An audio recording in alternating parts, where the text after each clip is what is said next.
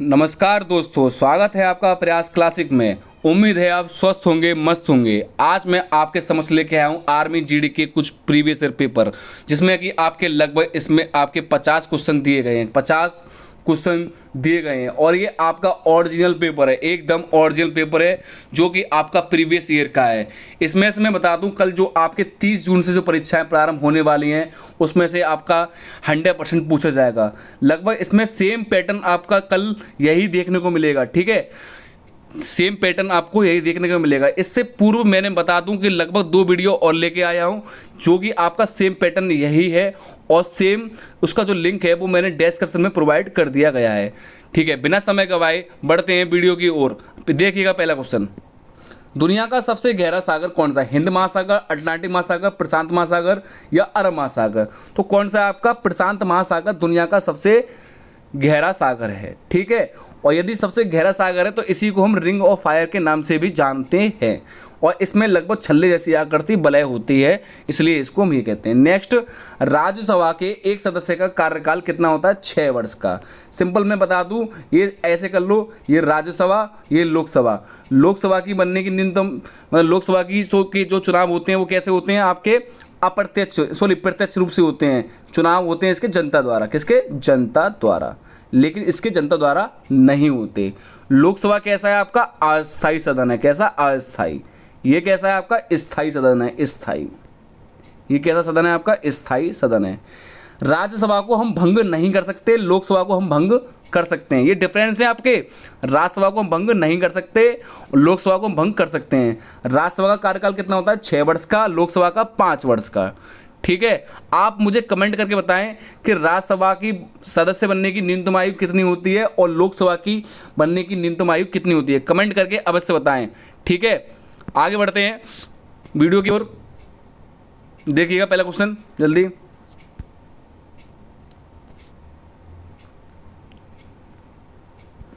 अंतर्राष्ट्रीय न्यायालय के अध्यक्ष नियुक्त किए जाने वाले पहले भारतीय कौन है? कौन है? तीसरे का आपका नागेंद्र सिंह। अगला देखिएगा,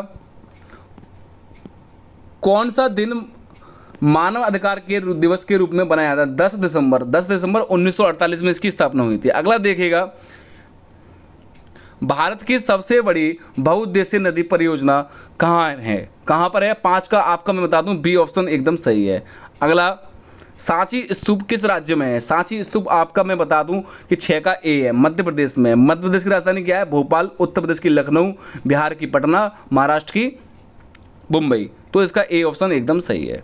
अगला, ईच वन टीच वन कार्यक्रम किससे संबंधित है? किससे संबंधित है? आपका ये प्रौढ़ शिक्षा से। अगला क्वेश्चन देखिएगा, भारत और पाकिस्तान के बीच शिमला संधि का पर हस्ताक्षर कब हुए थे? कब हुए थे? 8 का डी ऑप्शन 1972 ईस्वी में हुए थे। नेक्स्ट क्वेश्चन, महानदी कहाँ से निकलती है? रायपुर, पटना, उज्जैन, देहरादून। कहाँ से निकलती है बताइएगा? रायपुर से, अर्थात रायपुर किसकी कैपिटल है? छत्तीसगढ़ की। अगला, आनंद मठ, ये छपने वाला क्वेश्चन है, कल देखने को मिल सकता है। आनंद मठ किसने लिखी थी? बंकिम चंद्र चट्टोपाध्याय ने, अबुल फजल ने, कालिदास ने या शरत चंद्र चटर्जी ने? बताइएगा किसने लिखी थी आपके आनंद मठ? बंकिम चट्टोपाध्याय ने लिखी थी, ठीक है। अबुल फजल की कोई पुस्तक का नाम बताएं आप, कोई कमेंट करके बताएं। अबुल फजल की पुस्तक का नाम कोई क्या थी?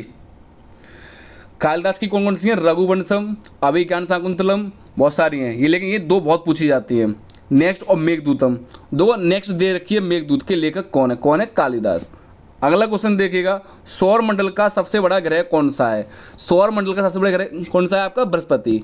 लगभग इसमें सौर मंडल में लगभग 8 ग्रह होते हैं, लेकिन इससे पूर्व कितने थे? 9 ग्रह थे। एक ग्रह हटा दिया गया है, कौन सा? यम, जिसको हम प्लेटो के नाम से भी जानते हैं। एक ग्रह हटा दिया गया है, यम या प्लूटो। कब हटा दिया गया है? 2006 में। यानी कि सिंपल कहूँ कि सौर मंडल में ये ग्रह की श्रेणी में अब नहीं आता। ये बौना ग्रह के नाम से भी इसे जानते हैं, ठीक है। और लगभग 8 ग्रह हैं। सबसे बड़ा ग्रह आपका बृहस्पति है और सबसे छोटा ग्रह आपका बुध है। और जिस पर जीवन आपका संभव है, जिस पर जीवन संभव है, जीवित संभव है, वो कौन सा? आपका पृथ्वी, जिस पर हम रह रहे हैं। और पृथ्वी का एकमात्र प्राकृतिक उपग्रह कौन सा? आपका चंद्रमा, ठीक है। कौन सा है? मून, जिसे कहते हैं मून, ठीक है। अगला क्वेश्चन देखिएगा, इनमें से कौन हमारी संसद का हिस्सा नहीं है? कौन नहीं है? थेरे का मुख्य न्यायाधीश। अगला देखिएगा, अशोक ने अपनी लड़ाई कहाँ लड़ी थी? कहाँ लड़ी थी? कलिंग पर लड़ी थी। अशोक ने अपनी लड़ाई कहाँ लड़ी थी? कलिंग पर। कब लड़ी थी? 261 ईसा पूर्व अर्थात BC, जिसे हम कहते हैं बिफोर क्राइस्ट में। यानी सिंपल कह सकते हैं अशोक ने अपने राज्य अभिषेक के, यानी कि 269 में इसका राज्य अभिषेक हुआ था, कहीं 269 दिया है, कहीं 268 दिया है, तो 261 ईसा पूर्व में इसने कलिंग पर युद्ध किया था और वहाँ लगभग 1 लाख लोग मारे गए थे। उसके बाद जो अशोक है उसने युद्ध करना छोड़ दिया था। मैं बता दूं इसने कलिंग की राजधानी तोसली पर अधिकार किया था। ठीक है, अगला क्वेश्चन देखिएगा 15, गौतम बुद्ध का। तो गौतम बुद्ध से भगवान महावीर स्वामी से 100% एक क्वेश्चन पूछेगा, गौतम बुद्ध का जन्म कब हुआ था? बताइएगा, गौतम बुद्ध का जन्म कब हुआ था? 15 का ऑप्शन ए सही है। 563 ईस्वी में गौतम बुद्ध का जन्म हुआ था और इनकी मृत्यु 483 ईसा पूर्व में हुई थी। सिंपल कहूँ, ये 80 वर्ष जिए थे और महावीर स्वामी 72 वर्ष जिए थे। ठीक है, आप मुझे कमेंट करके बताएं कोई भी कि गौतम बुद्ध के बचपन का नाम क्या था। ठीक है, एक युवा स्वस्थ आदमी की दिल की धड़कन की दर क्या होती है? क्या होती है? 72 टाइम्स। 72 टाइम्स ही तो होती है ना, तो इसका 1 मिनट में लगभग 72 टाइम्स लगती है। अगला, मस्तिष्क का कार्य क्या है? मस्तिष्क का कार्य क्या है? शरीर का संतुलन, सोचना, या ए और बी दोनों, या केवल ए? तो ए और बी दोनों हो जाएगा। अगला, रक्त ... से शुद्ध होता है। किससे शुद्ध होता है रक्त? किससे होता है? उपयुक्त रक्त किससे शुद्ध होता है? फेफड़ों से, हृदय से, गुर्दा से, या उपयुक्त सभी से? 18 का डी ऑप्शन सही है। नेक्स्ट, तापमान दिखाने के लिए थर्मामीटर ... का प्रयोग किया जाता है। किसका प्रयोग किया जाता है? आपका पारा, जैसे मरकरी या Hg के नाम से भी जानते हैं। अगला, इनमें से किन जानवरों के समूह का खून ठंडा होता है? किन का होता है? 20 का मैं बता दूं, 20 का आपका डी ऑप्शन एकदम सही है, रोहू, मेढक, कोबरा। नेक्स्ट, सूर्य ग्रहण होता है जब?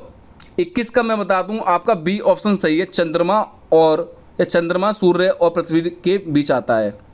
सिंपल कह दूं कि चंद्रमा सूर्य और पृथ्वी के मध्य आता है। मान लो ये क्या है? आपका सन है और ये आपका क्या है? पृथ्वी यानी कि अर्थ है, और इसके बीच में क्या आ रहा है? आपका चंद्रमा यानी कि मून। जब ये इन दोनों के मध्य आता है तब क्या आता है? सूर्य ग्रहण। ठीक है, अगला, बिजली का अच्छा सुचालक कौन है? कांच, कागज, तांबा, पानी? बताइए कौन सा है? तांबा है। ठीक है, अगला क्वेश्चन देखिएगा, बेरी किसकी कमी के कारण होता है? किस विटामिन के? बी से। विटामिन बी के कारण कौन सा होता है? बेरी। विटामिन ए से रतौंधी, विटामिन सी से स्कर्वी, विटामिन डी से रिकेटस अर्थात सूखा रोग होता है। अगला क्वेश्चन देखिएगा, एटीपी क्या है?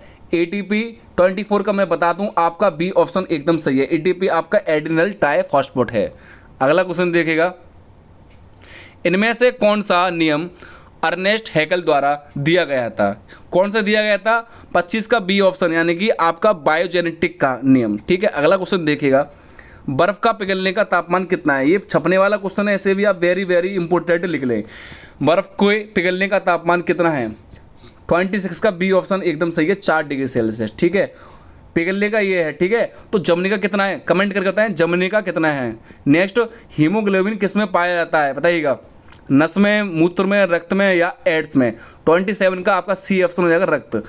यानी कि सिंपल कह दूँ, अपने जो रक्त का, मनुष्य का जो रक्त होता है वो लाल किसके कारण बस होता है? हीमोग्लोबिन के। ठीक है, अगला क्वेश्चन देखिएगा 28, बिना समय गवाए, एक परमाणु के नाभिक में क्या होते हैं? 28 का मैं बता दूं, क्या होते हैं? प्रोटॉन और न्यूट्रॉन।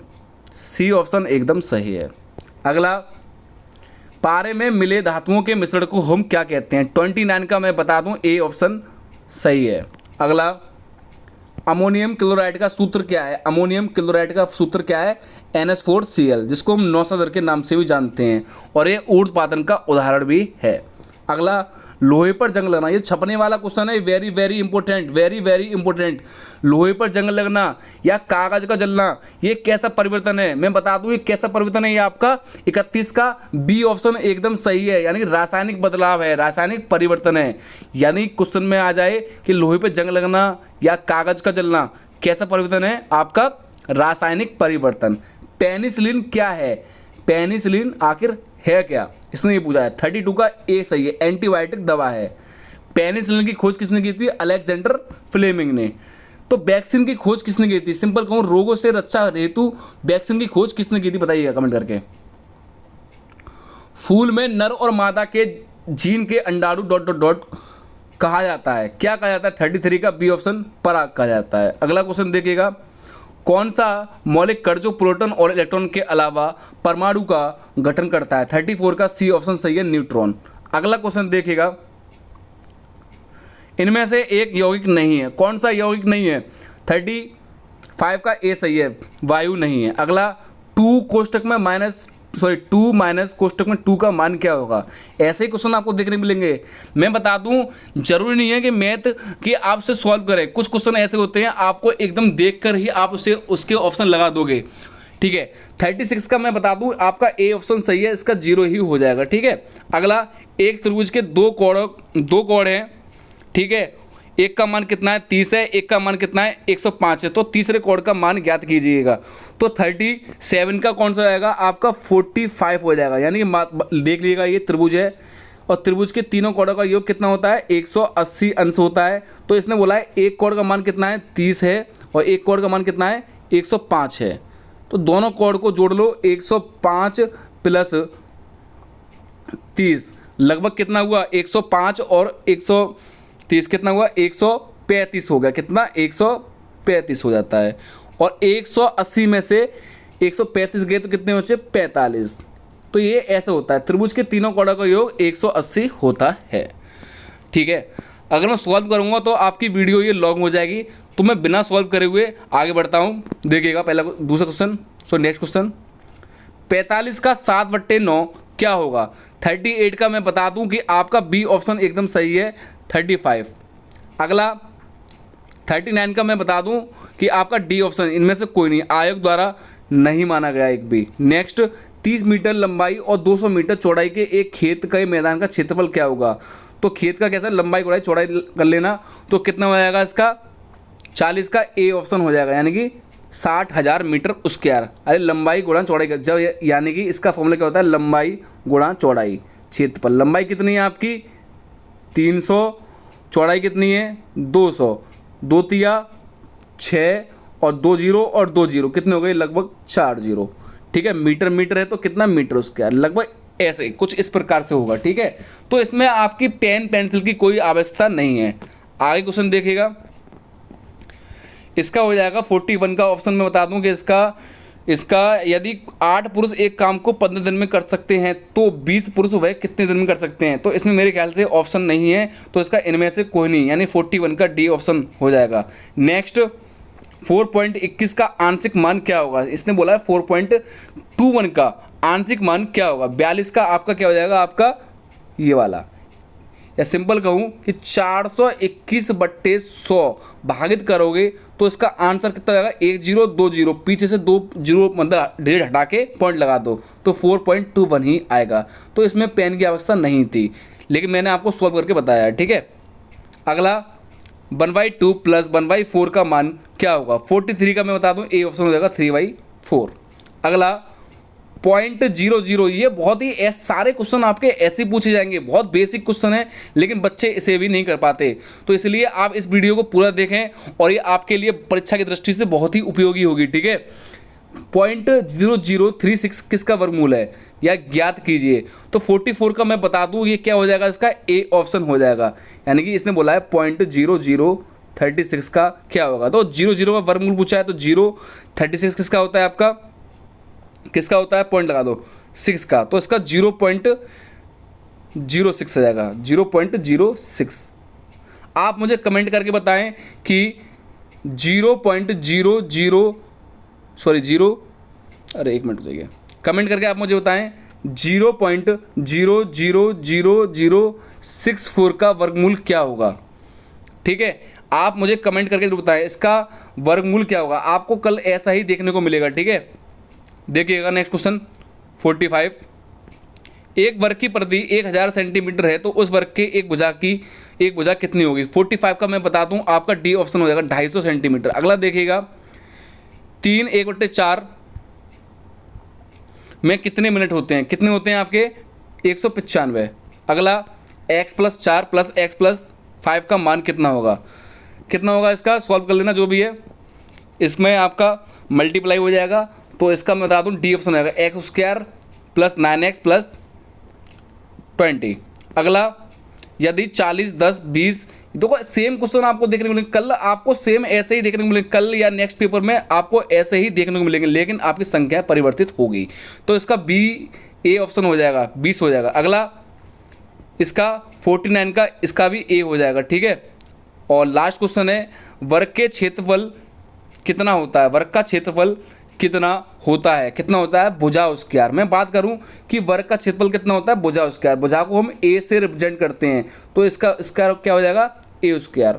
वर्ग का क्षेत्रफल कितना होता है भुजा स्क्वायर। और यदि मैं बात करूं कि वर्ग का परिमाप कितना होता है, क्या होता है 4a, यानी कि 4 गुणा भुजा, ठीक है। मैं बता दूं तो जो वर्ग होता है इसकी चारों भुजाएं बराबर होती हैं, लेकिन आयत की 2 भुजाएं आमने सामने की बजाय बराबर होती हैं। ये क्या आपका वर्ग है, ये क्या आपका आयत है। तो इसलिए हम कह सकते हैं सभी वर्ग आयत हो सकते हैं, लेकिन सभी आयत वर्ग नहीं हो सकते, क्योंकि आपकी वर्ग की सारी भुजाएं बराबर होती हैं, लेकिन आयत की सारी भुजाएं बराबर नहीं होती, आमने सामने की भुजाएं बराबर होती हैं।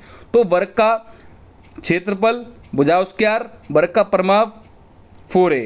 ऐसे में बता दूं कि आयत का क्षेत्रफल कितना होता है लंबाई गुणा चौड़ाई, ठीक है। और आयत का परिमाप कितना होता है आपका 2 कोष्ठक में लंबाई प्लस चौड़ाई। आप मुझे कमेंट करके बताएं वर्ग और आयत कैसी आकृतियां हैं, 2D आकृतियां हैं या 3D आकृतियां हैं, ठीक है।